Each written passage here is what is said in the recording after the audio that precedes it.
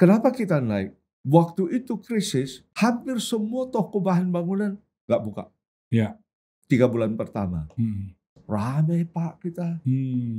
Sampai itu saya punya GM, tutup tokonya. Kalau nggak diras orang katanya. Wow.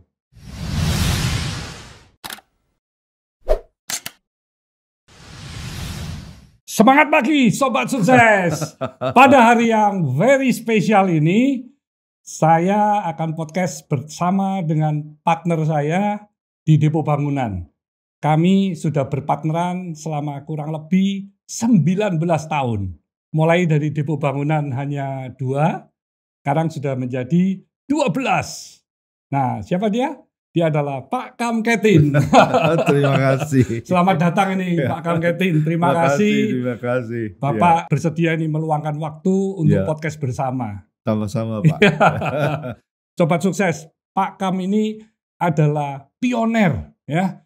Jadi yang awal pertama kali membuka supermarket bahan bangunan di Indonesia. Ini sungguh luar biasa Pak.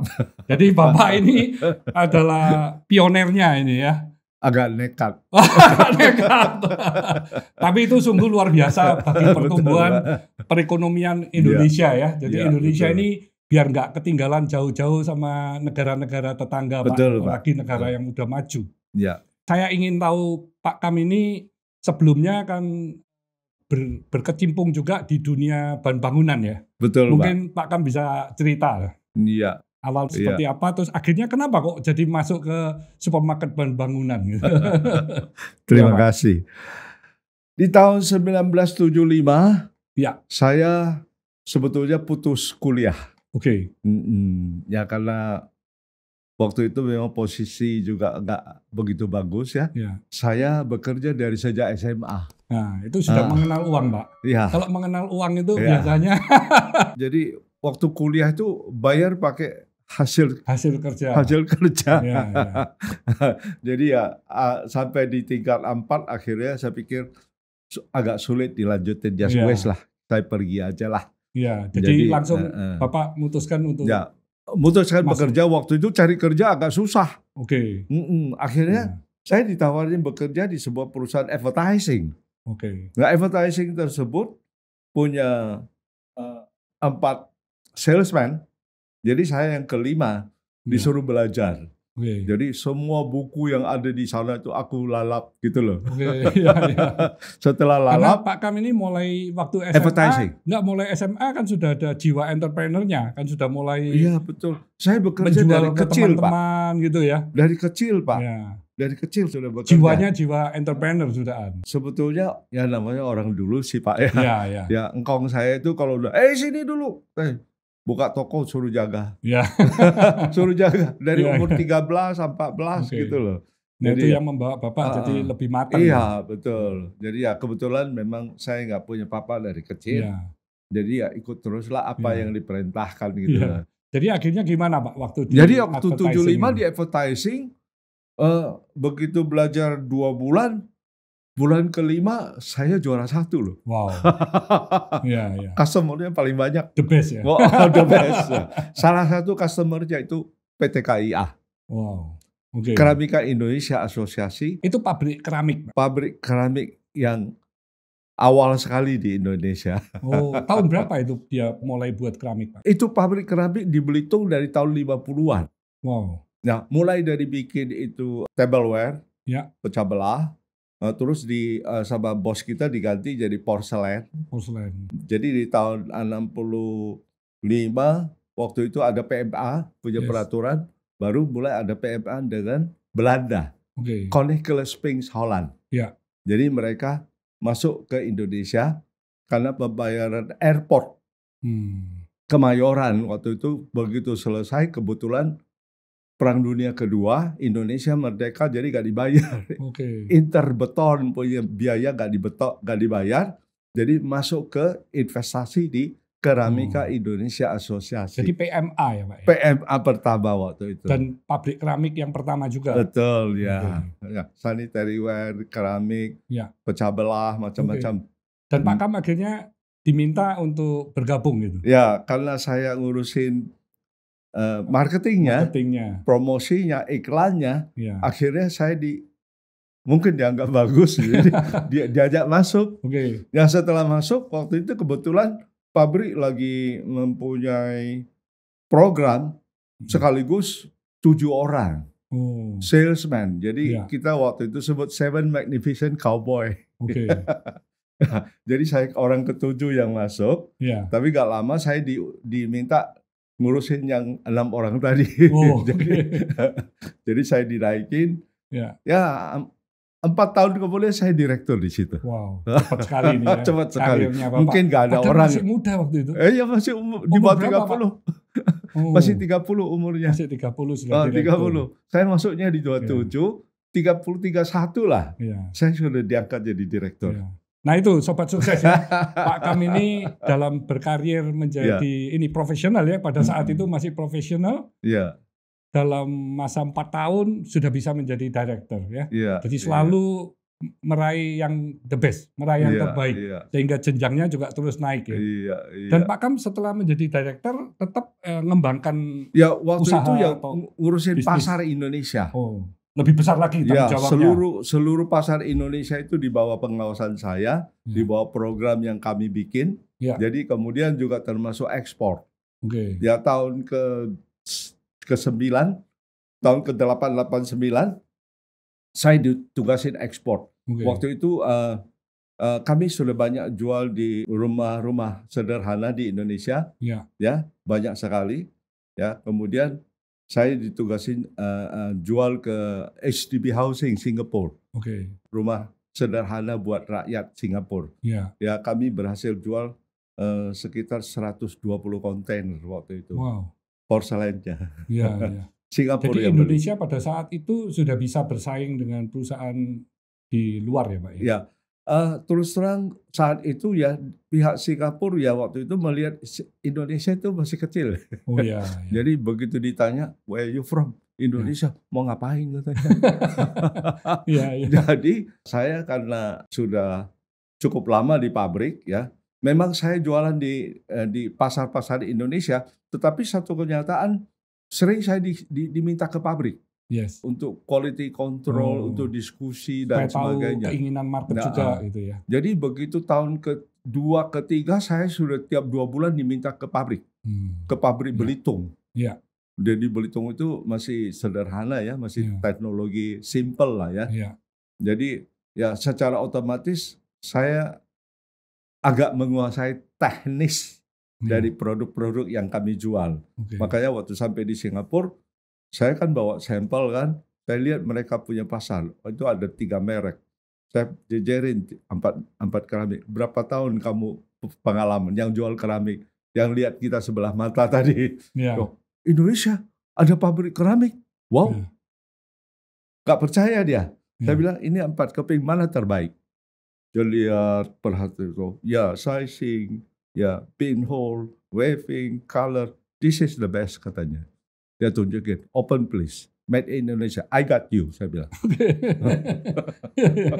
Akhirnya percaya dan importnya demikian banyak Pak. Akhirnya kita urusin izin registrasi. Itu tahun berapa Pak? 1980-an, 81, 82 lah. Akhirnya ekspansi terus tuh tiap tahun. Ekspansi. Jadi ya setelah itu memang KIA juga ekspansi bikin keramik, lantai. Itu tahun berapa Pak Kam? Itu tahun 80-an lah. Juga 80-an. Termasuk bikin American Standard di Indonesia. Dan Pak Kam yang nanganin semua dari sisi sales enggak sih, saya anggota paling muda waktu itu, cuma umur sacap ya. 30-an, 31, 32 gitu ya, masih muda sekali. Jadi apa yang kata bos ya kita jalani. Kenapa gitu. Waktu itu masuk ke saniter juga Pak? Ya memang dari dulu bikin saniter. Saniter pertama di Indonesia adalah KIA waktu itu. Dari saniter masuk ke keramik? Yes, tadinya porselen.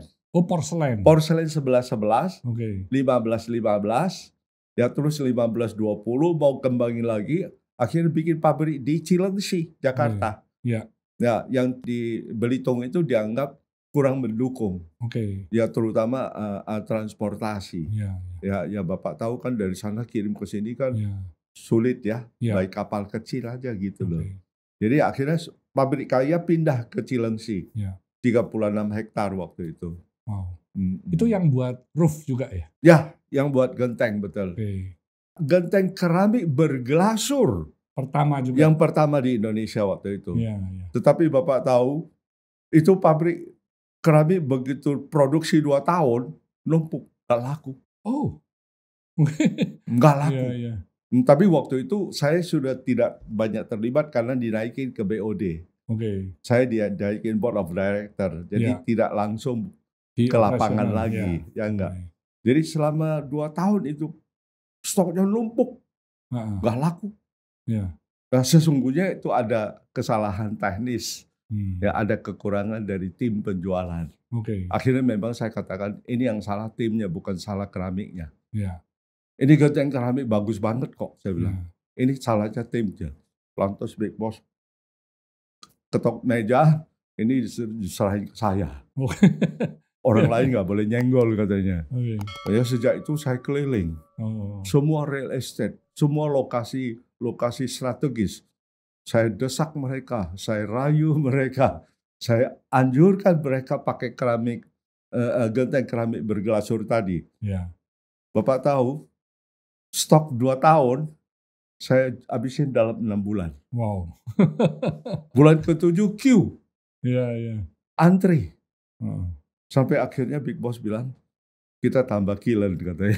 Bikin tambah 1 pabrik lagi. Gresik gitu kalau nggak salah. Gentengnya jadi 2 kiln saat ini KIA. Iya, iya. Ya, tapi agak lama setelah itu saya pikir, waktunya kali ya saya juga ya bikin warung lah sendiri gitu loh.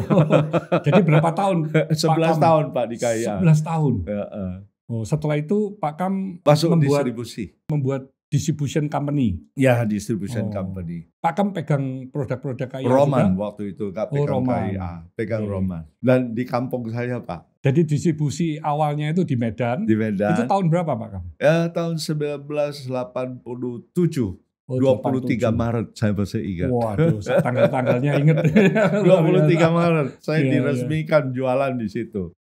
Nah, terus terang jualan di situ memang saya banyak didukung oleh pengalaman dan histori yang saya jalanin.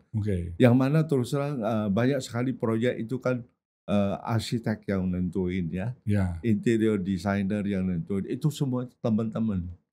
Jadi saya dimodalin teman-teman sebetulnya. Jadi mereka tahu saya pegang Roman. Pak Kam ini relationnya sangat bagus. Hubungannya betul. Pak Kam terus jaga. Dan Pak Kam juga sangat concern terhadap produk yang Pak Kam jual.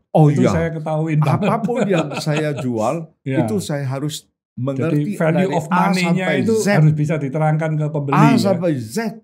Bahkan cara pemasangan, perawatan sampai pertanggungjawaban itu dipertanggungjawabkan. Sehingga waktu itu Gatot Subroto, Tamrin, Sudirman itu daerah saya. Jadi Pak Kam buka cabang ya Pak Kam ya? Dari cabang di Medan, buka cabang lagi di Jakarta dan lain-lain. Kota-kota lain juga. Iya betul. Jadi buka di Jakarta, di Bandung, di Semarang, Surabaya, Lampung. Pak Kam waktu buka depo bangunan kan itu 10 tahun setelah saya distribusi. 96 ya? 96 Pak. 5 Oktober masih ingat. 5 Oktober 96. Jadi lebih kurang 11 tahun di profesional. Terus 10 tahun bekerja di distribusi. Terus akhirnya berkembang juga di supermarket bahan bangunan. Sudah hampir 27 tahun. Total sekarang 48-49 tahun saya jualan bahan bangunan. Itu kenapa Pak? Kok terbersit ide untuk membuat supermarket bahan bangunan? Ceritanya begini Pak, waktu itu anak saya mulai remaja. Sekolah di Amerika. Jadi mereka pengen sekolah di Amerika. Saya bilang, ya deh tabungan papi itu udah cukup besar, boleh deh sekolah ke Amerika. Jadi sejak di Amerika, ya namanya ya putri saya 2 ya, cewek sama mamahnya tuh. Jadi kalau selain di urusan kuliah, pastinya cari-cari baju cewek gitu kan. Ini yang laki ini suruh duduk aja gitu. Jadi akhirnya memang ketemu Home Depot, Lowe's Supermarket, Orchard Supply Hardware, segala macam. Saya lebih senang di situ. Cuman waktu itu nggak boleh bawa kamera. Ya. Saya kameranya mata. Ya. Handphone masih belum ada itu. Handphone belum ada. Saya senangnya melihat sesuatu, saya mesti mengerti ke detail semuanya. Ya. Waktu di Hong Kong 50 tahun, 40 sekian tahun yang lalu, saya pernah lihat mereka bikin got aja saya plototin, Pak. Oh, okay. Bapak tahu beda kalau mereka bikin got di Hong Kong sama Indonesia? Nggak tahu saya. Kalau di Indonesia, mereka punya kuasanya gede. Kalau mau bikin got, dia buang itu tanah di tengah jalan. Macet jalanan dibikin. Oh, okay. Kalau di Hong Kong nggak boleh. Itu tanah dibungkus kembali. Ya, ya. Bikin kotor aja nggak boleh. Ya. Wah, ini ide yang sangat bagus ya. Jadi nggak ganggu konsumen, nggak ganggu lalu lintas. Nah, itu makanya saya selalu masuk. Di Amerika, bangun rumah itu yang cukup besar, cuma 15 orang. Betul. Saya plototin mereka. Saya bisa harian lihat mereka, berjam-jam lihat mereka. Bedanya apa? Karena di Amerika itu lebih fabrikasi.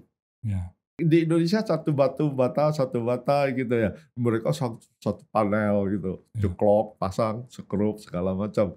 Nah, semua diplototin. Kadang-kadang di hotel juga, kalau dari jauh aja. Saya suka pakai itu apa? Teleskop. Teleskop, lihat mereka kerja gitu loh.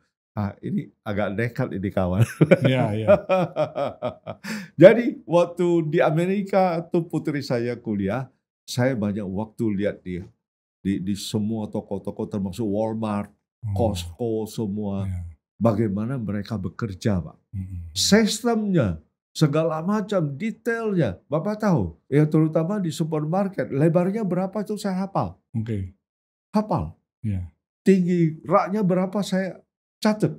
Yeah. Dia kabel listrik, lampu, CCTV, segala macam tuh saya catat di sini. Sampai di rumah saya suka gambar kembali. Kebetulan saya juga senang lukis ya. Kalau Pak Hermanto mau setengah jam saya bisa lukis. Mahal itu Pak. saya suka jadi lukis. Pak Kam menjiwai banget gitu ya. Iya. Jadi akhirnya waktu pulang ke Indonesia memang keinginan untuk membuat supermarket itu semakin besar. Saya melihat bahwasanya untuk ke depan ya kita butuh sebuah depot, sebuah tempat berkumpulnya bahan bangunan yang memudahkan konsumen.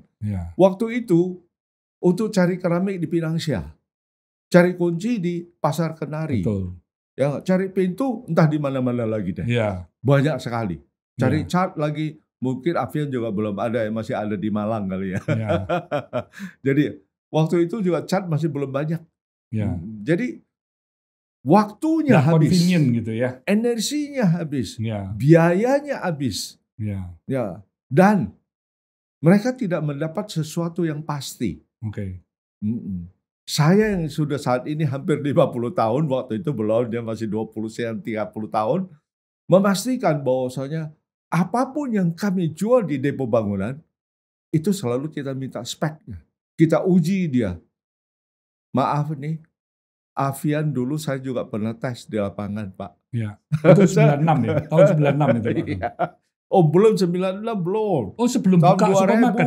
Tahun 2000 saya baru kenal Pak Wiono waktu itu, belum kenal Pak Hermanto. Saya kenal Pak Hermanto 2003, Pak. 2000 itu waktu depo sudah ada 2 atau 1? Sudah 2, betul. Oh, sudah 2. Ya, waktu itu saya kenal Pak Wiono. Iya. Saya berkunjung, coba nggak dikasih ke pabrik, ke kantornya aja. Jadi ya memang kita selalu testing itu, terutama kalau memang dianggap pabrik yang serius ya, kita selalu minta sampel, kita cat, kita tes. Itu di lapangan itu masing-masing cat itu banyak merek itu ada di situ, semua dites. Jadi Pak Kam waktu 96 itu kan join dengan Pak Budianto Totong ya? Tadinya saya sendiri. Oh sendiri? Pak Kam sudah buka sendiri? Saya sudah ada tempat lagi dibetulin, yang di Kalimalang itu ya? Yang di Kalimalang hampir jadi, masuklah Pak Budianto. Sebelum toko buka? Sebelum buka, betul. Jadi akhirnya join ya? Ya, begini, saya buka di Medan itu 1997, 23 Maret tadi. 2 tahun setelah itu Pak Budianto datang permisi katanya, saya mau ke Medan. Lah, kenapa mesti permisi? Saya bilang. Ya. Ini negara merdeka, negara bebas. Ya. Saya ada rencana mau usaha di sini. Oh, you are welcome, saya bilang. Waktu itu saya ada jual cat mereka, cendana. Ya. Jadi, ya bebas aja, datang aja lah, gak apa-apa. Enggak, saya mau ketemu Pak Ketin, katanya. Oh, buat apa, saya bilang.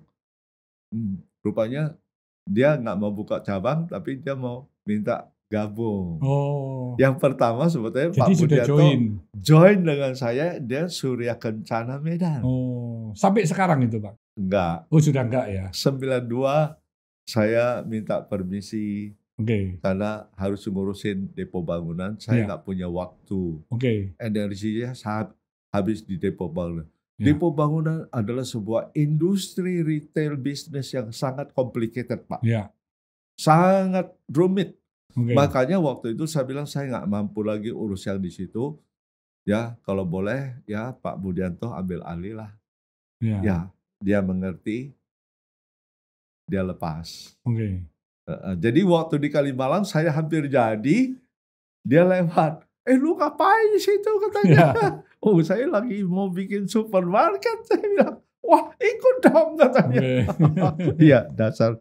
Saya pikir ya terus terang waktu itu juga saya sendiri ya ada rasa ya sedikit juga kurang confidence ya. Tapi dengan masuknya kawan mestinya lebih kuat. Saya bilang, ini beliau kan raksasanya.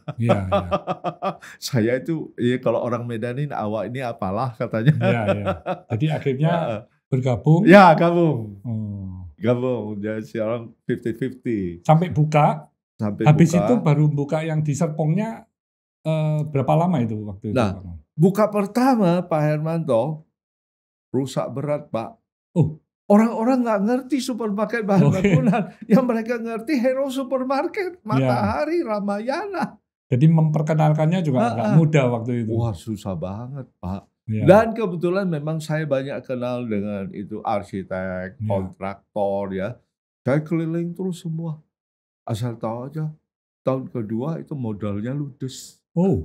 Habis. Tahun kedua itu kan kena krisis soalnya Pak Kam. Sebelum krisis sudah habis? Selama setahun itu habis duitnya. Belum krisis itu padahal? Belum.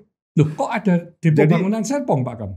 Tunggu dulu, makanya dari Pak Budianto kan cari bantuannya dari keuangan dari luar. Ya itu termasuk hokinya depo bangunan lah. Jadi situ dapat bantuan, kemudian terjadi krisis. Waktu krisis saja kita mulai naik. Kenapa kita naik? Waktu itu krisis, hampir semua toko bahan bangunan nggak buka. 3 bulan pertama. Ramai Pak kita. Sampai itu saya punya GM, tutup tokonya. Kalau nggak diras orang katanya. Wow. Karena harga-harga nggak. Ya harganya naik. Nggak stabil di luaran Pak Kam. Saya naikin 30% semua barang. Silakan ambil, silakan habisin saya bilang. GM saya nggak setuju waktu itu. Nggak bisa Pak, ini lagi rusak ekonomi. Nggak apa-apalah, dia dirusak-rusak aja saya bilang. Justru waktu itu bikin depo bangunan jadi terkenal. Padahal kita sudah naikin 30%, rahasia ya. Tapi kan catnya memang waktu itu produk keramik semua naiknya luar biasa Pak. Nggak setinggi itu Pak, saya masih dapat ekstra. Jadi ada rada nekat Pak. Tapi beberapa perusahaan terus terang membatasi. Kalau mau beli barang mereka mesti kontan. Sayang waktu itu belum kenal Pak Herman, saya dapat kredit 6 bulan. Di situ waktu krisis lah depo bangunan naik. Makanya aneh ya. Malah naik, kenceng. Makanya waktu itu kita masih ada tabungan ayam jago kan. Ya nggak? Dolarnya itu yang saya kumpulin itu masih di 2.000 sampai 2.500. Waktu lagi tahun 1997 akhir sekitar 20 Desember saya transaksi di Alam Sutra Serpong 1 hektar. Saya paksain transaksi, kenapa? Karena kalau tahun depan PBB-nya naik double. Jadi biayanya semuanya mahal. Tahu nggak Pak, waktu itu transaksinya pakai camat, bukan pakai notaris. Oh. Notaris sudah tutup. Itu Desember 97 atau 98 Pak? 98. Oh, Desember 98. Nggak apa-apa saya bilang. Ya itulah terjadi transaksi di situ. Oh. Ya, waktu kita bangun aja pada diketawain orang. Mau ngapain ini orang katanya. Gak ada yang bangun Pak waktu itu. Ya. Gak ada yang bangun. Ya. 98 itu gak ada yang bangun. Bahkan 99 juga belum ada yang bangun. Baru tahun 2000 mulai. Tapi kita sudah jadi. Makanya itu toko Depo Bangunan kedua adalah toko yang paling sukses. Begitu buka rame. Kenapa Alam Sutra Pak? Waktu itu kita ada 3 calon. Calon pertama Teluk Naga. Grupnya BCA. Yang kedua Sentul dan BSD. Presiden waktu itu tanda tangani 3 SK real estate terbesar di Indonesia, 2.000 hektar. Teluk Naga, Sentul, BSD. Saya keliling Pak, lihat Sentul, lihat Teluk Naga. Kenapa BSD? Karena BSD itu 7 konsorsium, 7-7-nya profesional. Kalau BCA profesional dalam duit, deposito, bunga bank. Ya yang Sentul Bapak tahu lah. Jadi bukan orang real estate.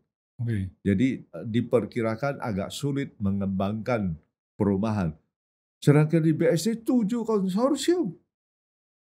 So, saya pilih BSD. Jalan Serpong Raya. Saya yakin tidak mungkin salah. Sampai ini hari itu Depo 2 yang terbaik. Jadi pilihannya tepat ini Pak. Pilihannya sudah tepat. Yuk, saya selidikin semua daerah. Teluk Naga itu kan tempat saya mancing juga dulu.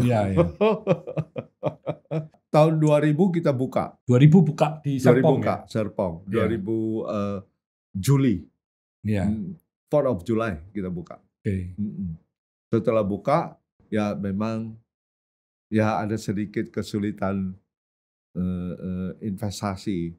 Sampai ketemu seorang teman namanya Bapak Hermanto Taloko di tahun 2004. 2004 ya.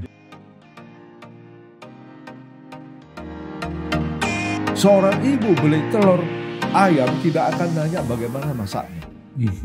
Direbus, digoreng, atau dipanggang atau gimana. Nggak pernah nanya.